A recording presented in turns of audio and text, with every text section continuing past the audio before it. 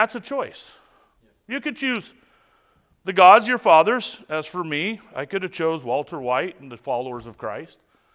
Or I could choose just to start serving mammon in the land I dwell. But I don't think it's that easy, because that's an easy choice. Nobody sets out on a day and says, you know what, I'm going to choose to do evil today. Nobody, I don't care who you are, sets out and says, what I'm going to do is go hurt somebody and choose evil. Everybody says, hey, to this morning I'm going to do the best I can to go to workplace, go do here, whatnot. I think it's compromises that make us make the wrong choices. There's a lot of compromises in our life. I'm going to do this, but then this got in the way, and that got in the way. And in my own life, several things. So I have 3 examples I'm going to give you and follow the storyline. One from a corporate aspect, one obviously out of the Bible, and another one with my personal life, somebody that I know very well and don't know him anymore. But if you take the compromises of how things started, most things start off good. You take Disney, for example, that actually started off with a father wanting to spend good, wholesome time, which I've done my research. I'm not sure if he was saved or not, but he definitely believed in God. And he wanted a place where you could go and be clean and wholesome with his 2 daughters. That's what he wanted. He says, I want a place where families can go and be there. And so he started this park where it was illegal to be a Mormon in this park. It was illegal to show public affection in this park. You can do the research. It was illegal for gays to be in his park. If you didn't do things that were Christian-like, you could be kicked out. And he stood to these principles, and his park grew, and his company grew, and it got really big, and he died, and things happened. It's even in his shows. If you take Pinocchio, one of the songs, we all know Pinocchio, he was a liar, but he only lied once. One big lie, but he only lied once in that show. One thing can wreck your testimony. If you go for what that song was saying by little Jiminy Cricket, let your conscience be your guide, is what he says. It says, when you're in trouble and you don't know right from wrong, give a little whistle. When you meet temptation and the urge is strong, give a little whistle. When you take straight and narrow path, straight and narrow, this is where he got this from, and you start to slide, give a little whistle. When you take the straight and narrow path, you start to slide, always let your conscience be your guide. And then he says, what's my conscience? It's that still small voice. This is in a Disney song. He did all this stuff. He started out strong. But what happened? He started to compromise about money. If we turn to Genesis 18:23, not 8, we're going to learn about another man that compromised. Some of you that know where we're going.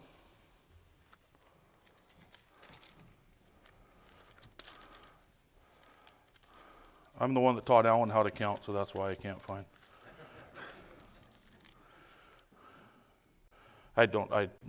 Susan taught her how to count. So, we get the story of Lot. And Lot started off with Uncle Abraham. He started off good. Look at this, I'm going to go over here, everything's good. It wasn't until he started to compromise that things started to go awry for him. And he made several compromises.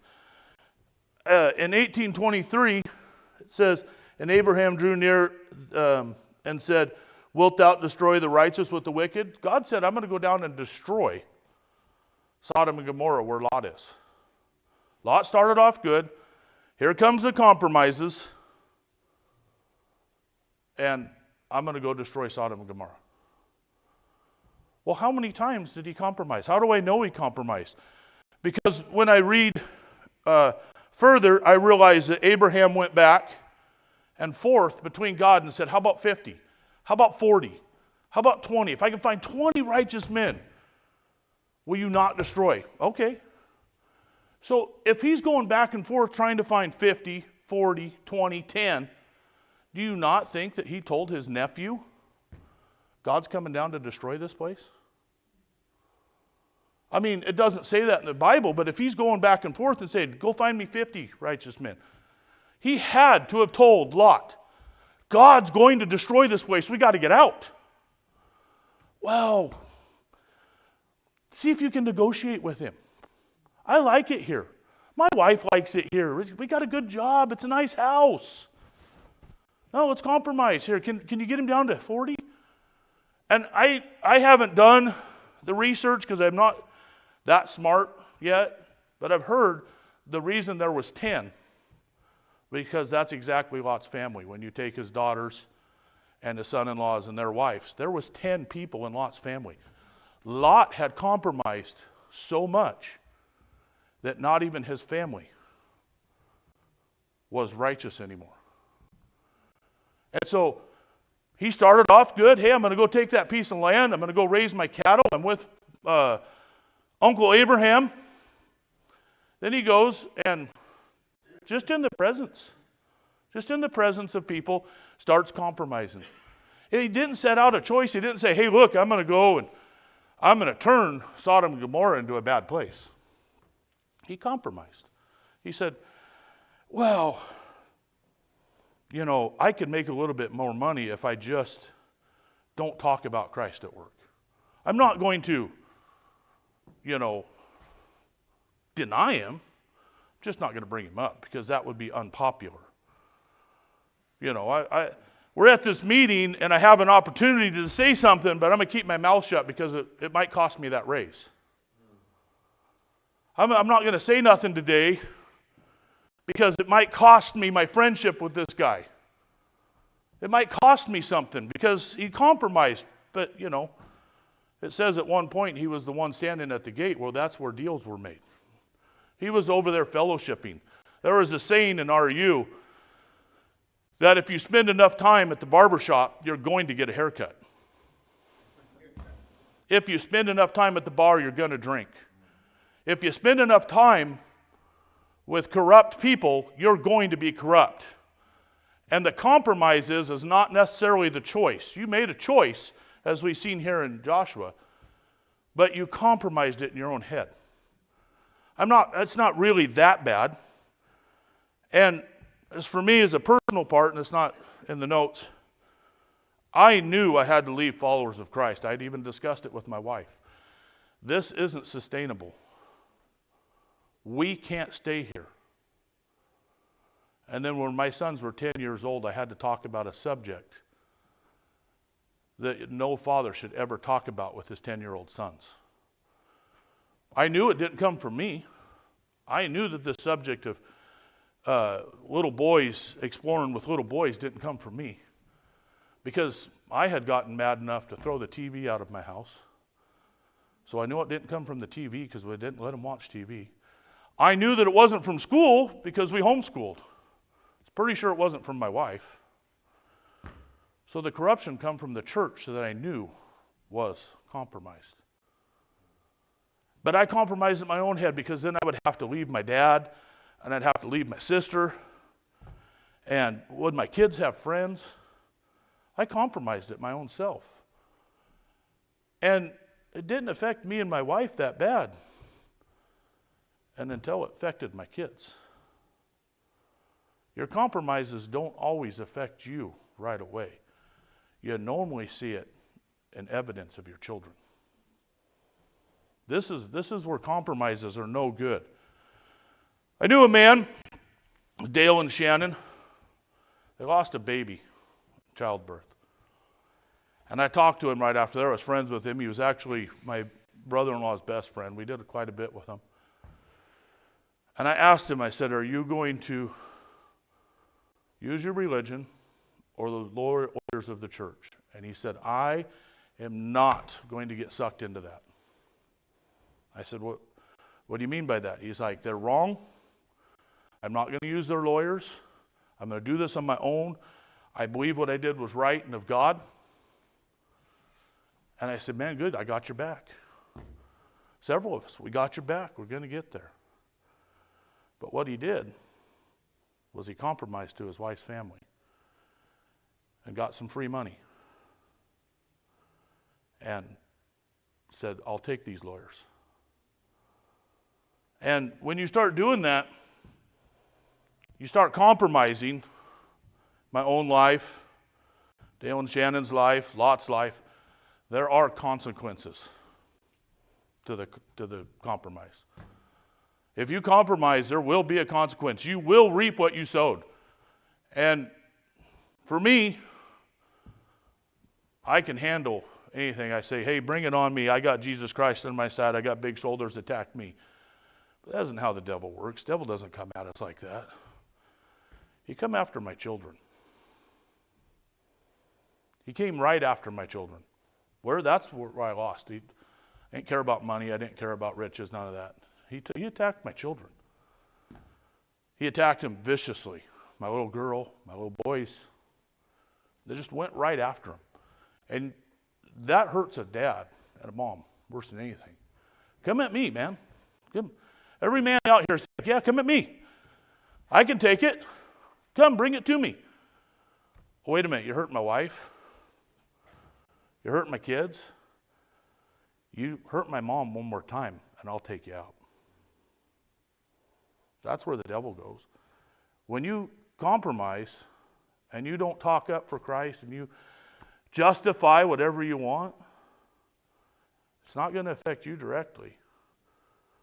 But look at that little kid or your mom or your wife and say, hey, look, that's who he's getting. He's going to take my kids. Because as you read about the prodigal son, what brings him to his knees was he couldn't eat, and he lost all his money and whatnot, and he went back to the father. Everybody has their breaking point. For me, on that day in the ditch, it was my children. I had all the money in the world. I had plenty to eat. I had boats, trailers, trucks, houses, whatever it was.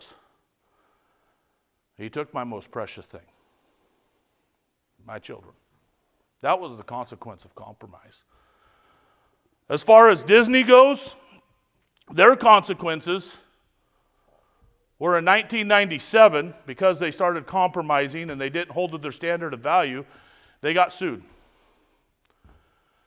And a couple of gay men sued them and made Gay Day. And they would have won that court case had they not compromised so many other things and stayed to their Christian values. But they decided to openly trade on the public because it was more money, get investors because it was more money. And they said, we're not a Christian company anymore. We're a publicly traded company. How do I know that they wouldn't have lost? Because Les Schwab went through the same thing. And they're still privately owned and Christian. And Les Schwab, as opposed to anybody else, still had the right, not anymore because they compromised a couple years ago, but at that time they still had the right to make you wear a Christian haircut, no facial hair. You have to have a certain thing. You can't have tattoos. This is all during affirmative action where they could do anything. Les Schwab won their battle. Disney lost it. Because Les Schwab said, we're not going to compromise. Disney compromised for money. They lost it. There's consequences. All of a sudden they have to have a gay day, gay month. They have to do other things, right? If you look at Disney now, which I don't want to talk about what happened with Disney the other day to me, they've compromised so far that it has been 2 years since they've made money on a movie. They've compromised so bad that solid Disney fans can't stand to be there. It's no longer a family thing. You can't let your kids just go watch Disney shows. It used to be safe. Hey, go put a Disney show on and it's fine. Your conscience is your guide.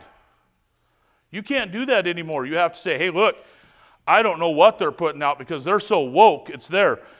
In fact, the last song that I ever heard that really freaked me out was the show Frozen, the most popular Disney show that's ever been. Over all of them. It went so bad. And she sings a song in there. This is really what set me off, is whatever that blonde-haired girl sings. The wind is howling like a swirling storm inside. Can't keep it in. Heaven knows I've tried. Don't let them in. Don't let them see. Be a good girl. You always have to be. Conceal, don't feel. Don't let them know. Well, now they know. Can't hold it back anymore. Turn away and slam the door. I don't care what they're going to say. This is the part that really bothers me. It's time to see what I can do to test the limits and break through. No right, no wrong, no rules for me. I'm free. That perfect girl is gone. They went from conscious be your guide, that small still voice, stay on the straight and narrow path, to you're not going to tell me what to do. I'm a 10-year-old kid, and I'm going to tell you what I'm going to do. I don't have the right to vote. I can't make decisions. I'm not smart enough to cross the street yet. But I'm going to do what I want to do. 100%. Why? Because they compromised their beliefs. And they didn't just make a choice. Disney didn't set out to lose money. They compromised. And it's this compromise that's affecting us all. Lot's family had some consequences too. If you read in 2 Peter 2:7-9, you're going to find out what God said about his compromise.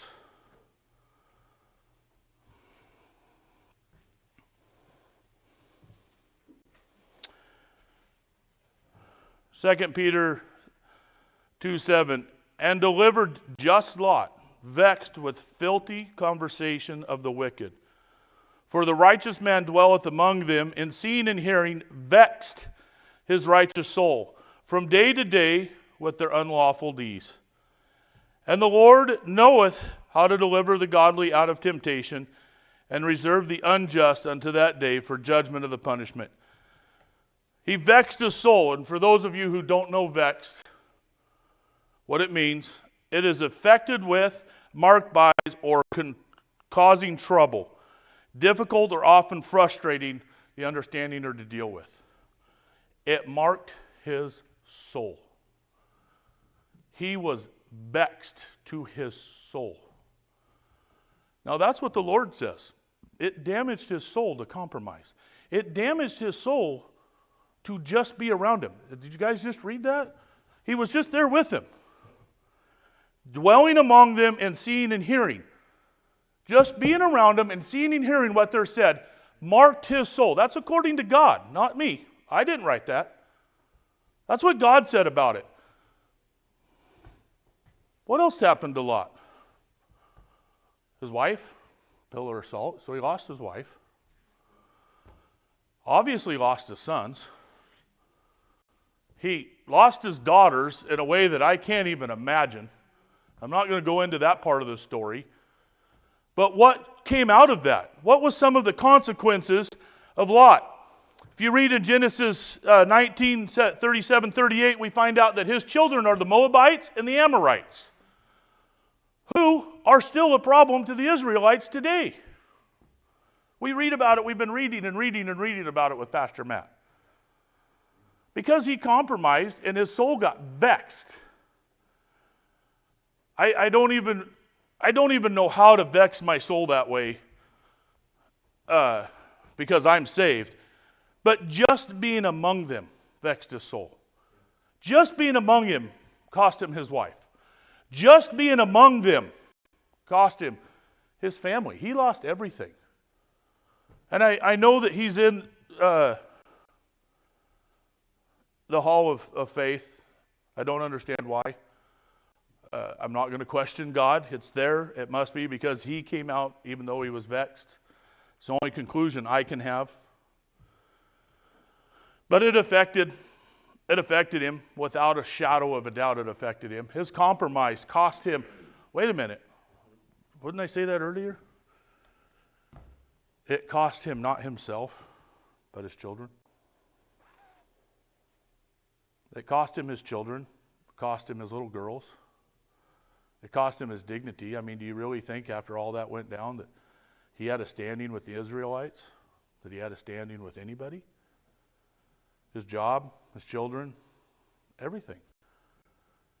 You know, I don't know anything worse as a dad than to lose my children that way. That's what brought me to my knees. And I look down here around you and I see a lot of people that try really hard, but I know how much each and every one of you love your children.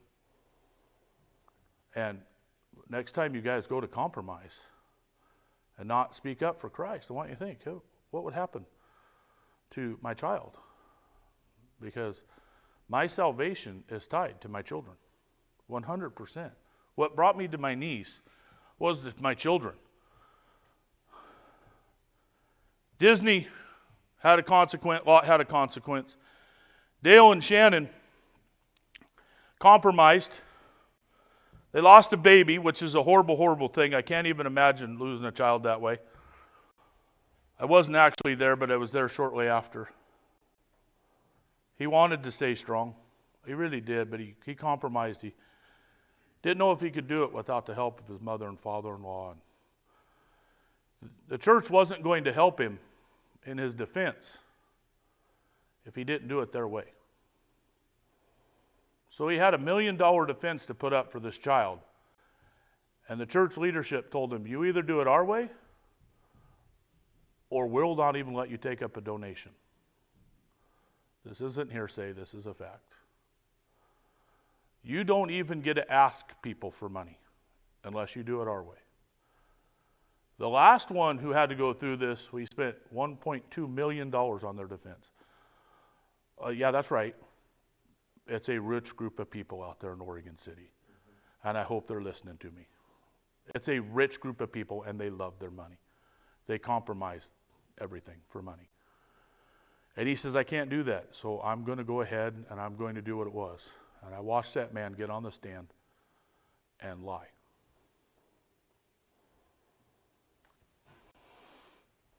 I solemnly swear to tell the truth, the whole truth, and nothing but the truth on a King James Bible.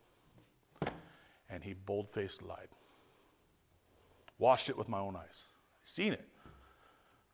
You just lied. That's what the lawyer told me to say. Watched the lawyer put together a defense that was full of lies and compromises.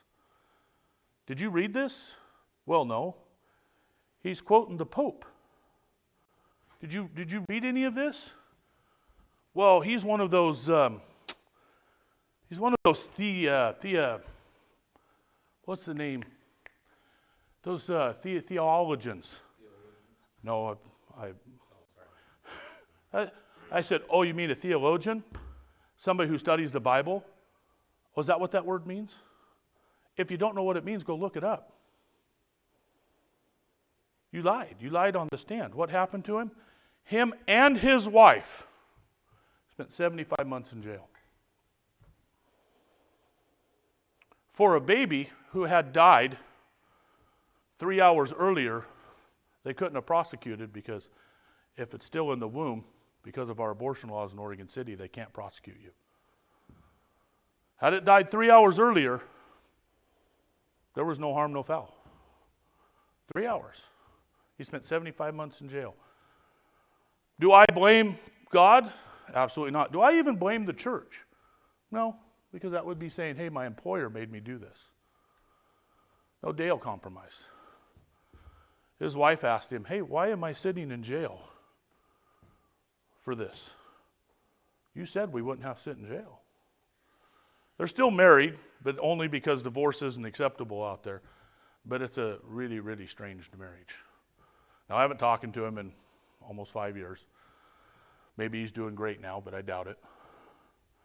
They have another child. They get to see him. But 75 months in jail, I don't know about you, but I have a pretty good marriage. Been married 31 years. I don't think me and my wife would be happy with each other when we got out. Especially being away from that long. She, rightfully so, would say, why did you compromise in a society out there where the man is the dominant and makes all the decisions? It's a different world than here. Completely dominated by men. Makes all the decisions. why did you let me sit in jail? Why did you compromise? You told me you weren't going to do these things. And she'd have every right. Don't know. I don't know how to do that. I have a little story before I talk about how we conquer this, about two best friends who grew up together, believed in God together, got married at the same time. His best man in his wedding. And when our kids were 5, he decided to compromise and send his kids to school, and I decided not to, and our lives kind of separated. And then he compromised some more and went to Sturgis, and not for just for the motorcycles, but for other reasons. Did a whole bunch of other things. One of them, myself, fell in a ditch and chose to not compromise anymore. Got saved, got his family turned around. At the same time, this other man had still talked to me at the time, was my best friend, and we talked about Lot. That's why I bring him up. I said, our souls are getting vexed. We can't do this anymore. And he said to me, when Jesus comes back, I'll start worrying about it. I said, it'd be too late then. No, man of God comes down, or Jesus or somebody, then I'll start worrying about it. It'll be too late then. His son got married before mine, about ready to have a baby. And he says to me, I'm scared. Why? Because I don't think her family will let me take her to the hospital if something happens. I said, but it's up to you.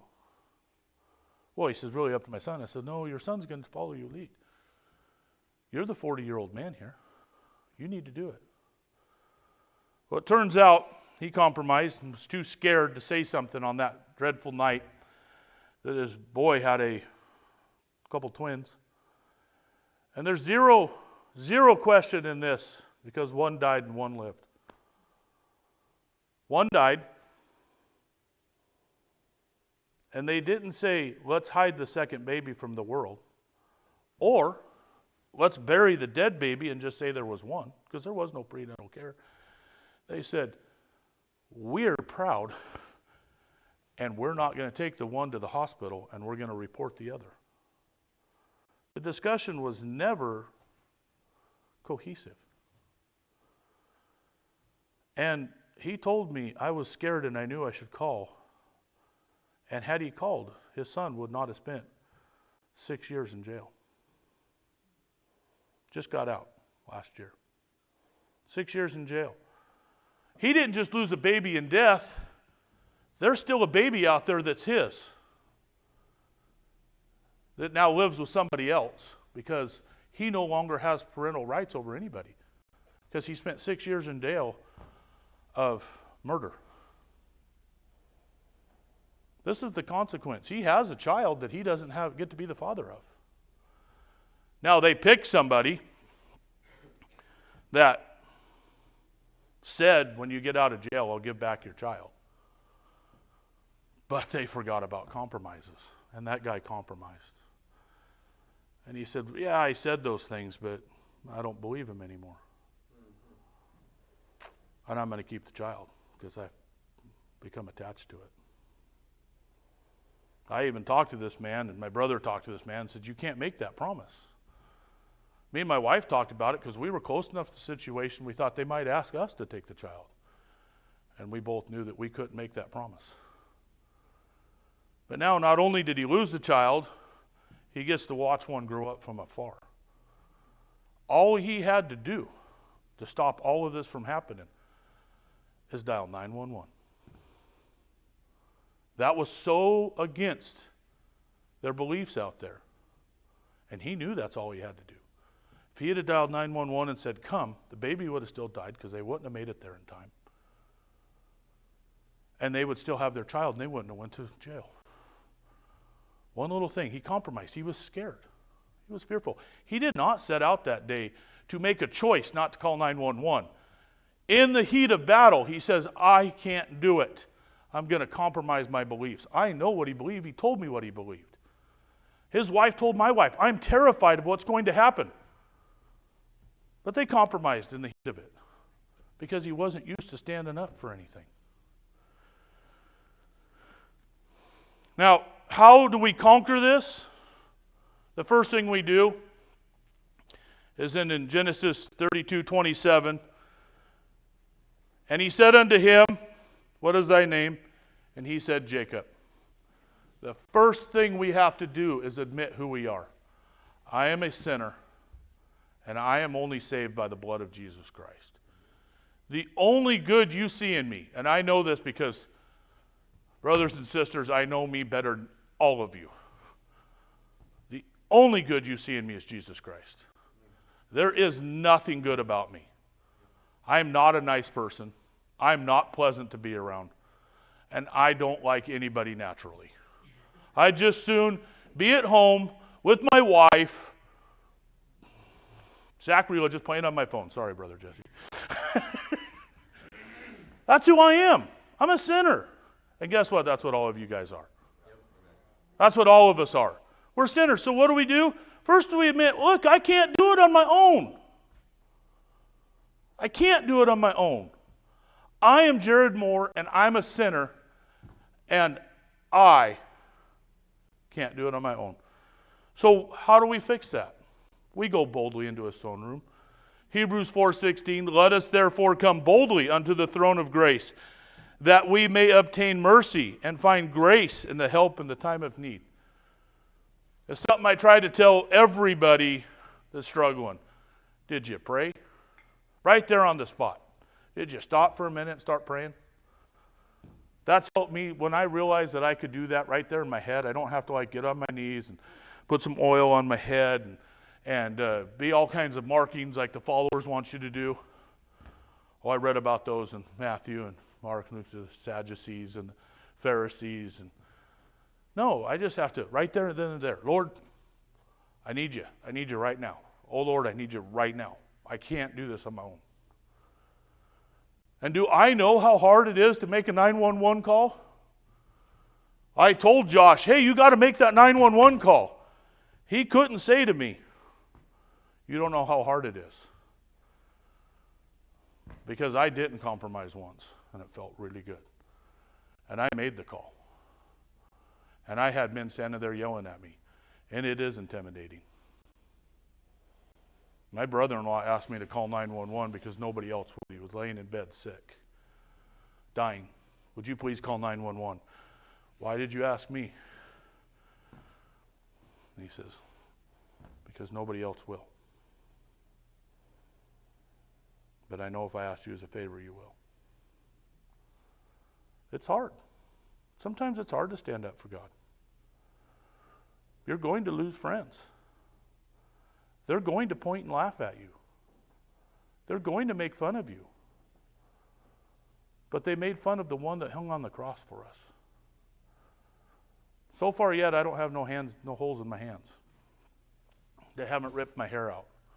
I'm not bleeding from the head. And I can breathe just fine. What do I owe them? What do I owe any of them that make fun of me? None of them died for my sins. Not one of them has ever went into hell for me. Not one of them has done even the remotest thing for me. Why, they are biting back and devouring me and everything. While I was doing that to Jesus, he said, forgive them, for they know not what they do. He forgave me as I was doing it to him. What do I owe them? He's watching us. And then, while you're praying, remember that in Acts 12:5, Peter said, therefore was kept in prison, but prayer was made without ceasing of the church unto him. Pray for each other. We're all struggling. This is a horrible world. Absolutely horrible world. And we all know the struggle. But if we don't get down and pray with and for each other daily, we can't make this on our own. I've talked about fellowship and I've talked about weeping. And I believe those things. I didn't get up here and just speak because I thought it would make a good sermon. I really believe that this church needs to cry together so we can heal and move on. I really think that fellowship is the key to Christian life. Fellowship of Christian life, that's not the key to salvation. We're all saved. We've got a fellowship because we can't do it on our own. I can't make these things on their own. Most of the time when you're compromising, you feel alone. When you're making these choices to whether I should stand up for it or not, you feel like you're on your own. And you're not. And how do I know that? Because if we go to Matthew 14:30, turn there please. We're going to see something that I think everybody knows this story. Sometimes I get tired of preachers that say, well, you all know the story. And I'm like, man, I don't remember what story you're going to. Yeah. We don't all know the story. What are you talking about? You're the preacher. Teach me the story. But this one I think we all know because Peter's walking on the water here. Even the lost world knows this story. But there's a couple things I want to point out. 14:30. But when he saw the wind boisterous and was afraid and began to sink, he cried, saying, Lord, save me. So he seed the storm and he felt alone. But he cried out, Lord, save me. He prayed right there. It's the next verse that really gets me. And immediately Jesus stretched forth his hand and caught him and said unto him, O thou of little faith, wherefore didst thou doubt? Immediately does not mean that he walked down there and said, oh, Chris is crying. I'm going to come down and get him. It means that Jesus was this close to Peter. I'm not that close to Jesus right now. But Jesus is this close to me. And it wasn't Peter's strength that grabbed Jesus. Jesus grabbed Peter when he cried out. He was this close. Because this is immediately. He didn't say, I strode over to him. And I walked up to him and I grabbed him and he was almost sunk. Or that Peter stretched forth his hand and grabbed Jesus and pulled him up by the garment. It's not what it says. It said immediately Jesus. Jesus was close to Peter, but Peter wasn't close to Jesus. If you cry out to him, he is right there. If you cry out to him, Jesus is right beside you. I don't care how far away from him you are. He is your Father. And there's nothing you can do to prevent that. Now you might get rebuked. Peter got rebuked here. Pretty little rebuke in my opinion. One of the littlest ones in the book. I probably wouldn't have been that gracious with Peter because I'm a horrible person. Dude, you were walking on the water, man. You were. It'd be like me sinking into this wood right here. You're already walking on it. What faith is there? You can see it. That would have been my response.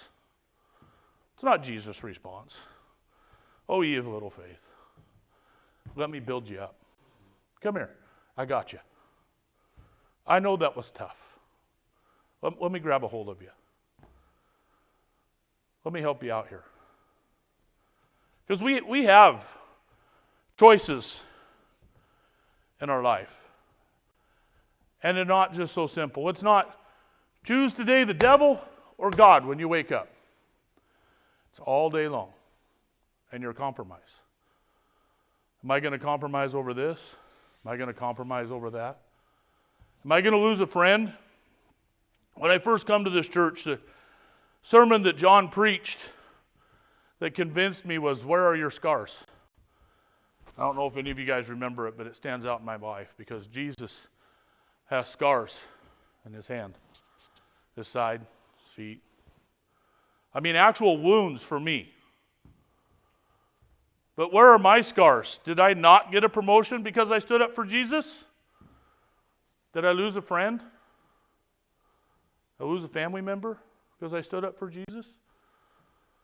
Or did I not stand up for Jesus and I lost everything? I'd much rather lose some people for Jesus rather than lose Jesus for some people. The last thing I got is compromises. I mean, I could go on and on about the things I've compromised, but I'm going to tell you about one of my victories, because I did stand up for Jesus once. I was at work in 2020, and I kept to my guns about the pandemic at work, and they asked me several times, why aren't you scared? And I witnessed to them, and I witnessed to them, and I witnessed to them, and I would not compromise on it. In fact, I'd run for an office so I could help make policies. I won. I didn't compromise up there. 30 longshoremen.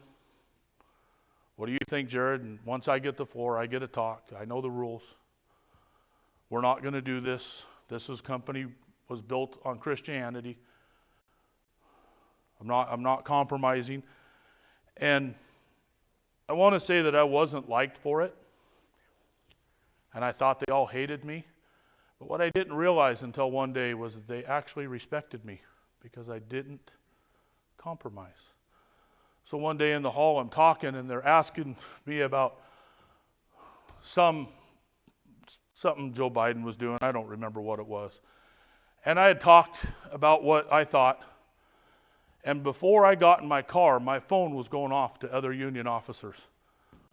Why did you believe that? Why did you've compromised everything.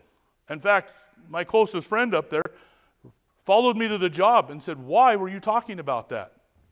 And I said, whoa. Number one, you took it all out of context. You only heard half of the conversation because I don't believe that. Number two is I didn't compromise. I still believe what I believe. But they weren't worried about what I said because it was actually on their side. What they were worried about was that they thought I'd compromised my beliefs. They were going to eat me up on the fact that we finally got him. They'd lost all the respect for me. They didn't like what I had to say about Jesus. They don't like that I get up there and say things or whatnot. In fact, they can't stand it because the first time I got elected, which I have to do every year, I won by the biggest majority of everybody. All but 3 people in the union voted to me. The second time, I scraped by 2 votes to even get on. But I'm still on the board. And this time I don't know that I'll make it. That's okay. Because I didn't compromise. I could go over and over and over about the things I compromised with Alan and with Kevin and with Alyssa. But I like right now to talk about some of the victories we had because we didn't compromise. And you don't have to. Why? Because if you cry out, He's going to be there for you. That's His promise. I didn't say that.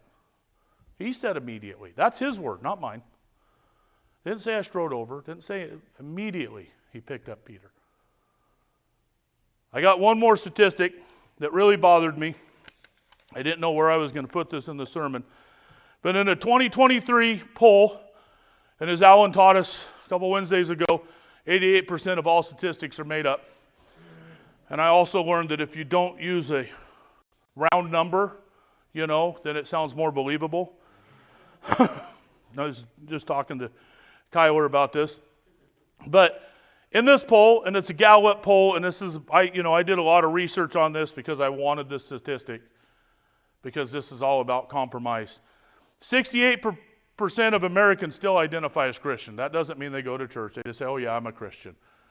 I've actually found numbers that were lower, but they're all under 70. There's not one poll that shows them above 70. And 50 years ago, if you asked how many people were Christians, this poll says 87, but I found many that said over 90. So we went from 90% 50 years ago to 70. We've lost 30% of Christians. Now, what does that mean? Well, okay, so there's more people in the world. Well, you would think that if parents are teaching their children that the number would stay the same or grow. Just given how things work, people that aren't Christian would stay not Christian, people that are Christian would stay Christian. And as the Christian community believes in childbearing and the other ones don't, you would think that it would actually grow. But that's not what happened. So, this is the one that really, really bothered me. Of the religious makeup in the United States by age group, 65 and over are 77% Christian. Between 50 and 64 are 74% Christian. 30 to 49 is 62% Christian. 18 to 29, 55%. That means that Christians are not teaching their children. What are they doing? They're compromising to stay politically correct. I'm tired of let's just get along. It's time for the Christians to step up and say, I believe in Jesus Christ. I believe what he did with me, for me. I believe that he saved my soul, and you're going to hear about it. I am not going to be quiet. I'm tired of you just do you. I don't care if you're this. I don't care if you're that. No, I do care. Because, brothers and sisters, they can't reproduce. They can only recruit. Let that sink in. They cannot reproduce. They can only recruit, and they're coming after your children. That's the scariest thing to me. 55, half are not there. That means the Christians' mom and dads don't have kids that are Christians, and they're okay with it. How do you fix that? You pray. You pray for each other. You fellowship. You bring them to church, kicking and screaming. You send them up to Sunday school. You do whatever it takes to get them here. Stop compromising at work. Stop compromising in whatever it is you're doing. So with that, let's go to the Lord in prayer. Oh Lord Jesus, I thank you, oh Lord, for my salvation. I thank you for my family, oh Lord, that even though I've compromised so many times, that you still was long-suffering with me, oh Lord. I thank you for this church, oh Lord, and just the men and women willing to serve you, oh Lord. I just so happy to be in a place that I can serve you openly and without reproach, oh Lord. And I just thank you for that. I just ask that we go out here today and be more bold in our lives, oh Lord, that we can stop compromising, start making good choices, oh Lord, and that starts by looking to you. And I just thank you for being a God that I can look to. I just ask that you be with the upcoming services, oh Lord, be with the song service, oh Lord. Please be with Brother Paul as he has a message to bring to you, oh Lord. Please be with Brother Matt as he's preaching today also, oh Lord. And I just ask that you come back quick, oh Lord. This world's getting bad. But until then, please give us the strength to endure, O Lord, and to serve you. I ask all this in your name, Jesus Christ. Amen.